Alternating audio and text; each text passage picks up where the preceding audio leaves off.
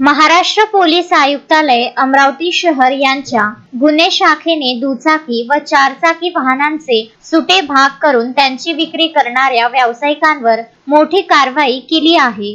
अमरावती आयुक्तालय हद्दीत दुचाकी चोरीचे गुन्हे वाढल्याने पोलीस आयुक्तांनी विशेष मोहीम राबविण्याचे आदेश दिले होते। 4 नोव्हेंबर 2025 रोजी गुप्त माहितीदाराकडून मिळालेल्या माहितीनुसार गुन्हे शाखेच्या पथकाने लोहा बाजार येथील भारत स्क्रॅप आणि शानू ओल्ड डिस्पोजल या स्क्रॅप व्यावसायिकांवर छापे टाकले। या छाप्यांमध्ये त्यांच्याकडे मोठ्या प्रमाणात दुचाकी व चारचाकी वाहनांचे सुटे भाग तसेच भारत स्क्रॅपचे मालक अब्दुल हफीज अब्दुल गनी यांच्या घरा शेजारील खुल्या प्लॉट मधून 4 विविध कंपनीच्या कागदपत्रे नसलेल्या दुचाकी जप्त करण्यात आल्या। भारत स्क्रॅपचे मालक अब्दुल हफीज अब्दुल गनी वय 62 वर्ष राहणार जमील कॉलनी आणि शानू ओल्ड डिस्पोजलचे मालक ताहेर अली आबिद अली राहणार जमील कॉलनी या दोन्ही आरोपींकडून दुचाकी वाहने व चारचाकी वाहनांचे सुटे भाग असा एकूण अंदाजे 3,25,000 रुपयांचा